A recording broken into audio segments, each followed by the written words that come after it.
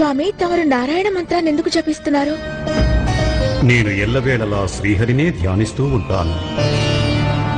కానీ తమరు, నారాయణుడు, బ్రహ్మదేవుడు త్రిమూర్తులు కదా, సరి సమానులే కదా. బ్రహ్మ జీవనాన్ని సృష్టిస్తాడు, జననం జరుగుతుంది. విష్ణు ఆ జీవనాన్ని పరిపాలిస్తాడు. నేను లయం చేస్తాను, అంటే మృత్యువు ప్రసాదిస్తాను. ఏదైనా సంఘటన సంభవిస్తున్నప్పుడు దాని గురించి సంపూర్ణంగా తెలియడం సాధ్యపడదు. ఆ సంఘటనానంతరమే సర్వస్వం స్పష్టంగా అవగతమవుతుంది. ఏం జరిగింది, ఎలా జరిగింది, ఎందుకు జరిగింది, దాని వెనుక అర్థం ఏమిటనేది. అంటే బ్రహ్మదేవుడు సృష్టికి అధిపతి అయినప్పటికీ సృష్టిని పాలించలేడు. తనకి మృత్యువు గురించి సంపూర్ణంగా తెలుసు.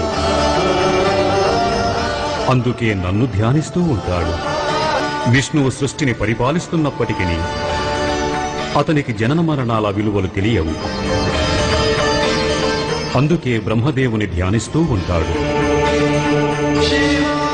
అయితే మృత్యువుకు ముందు సంభవించే నిగూఢ సత్యం గురించి నాకంటే బాగా ఎవరికీ తెలియదు. అందుకే నేను శ్రీహరిని ధ్యానిస్తూ ఉంటాను. Download ShareChat.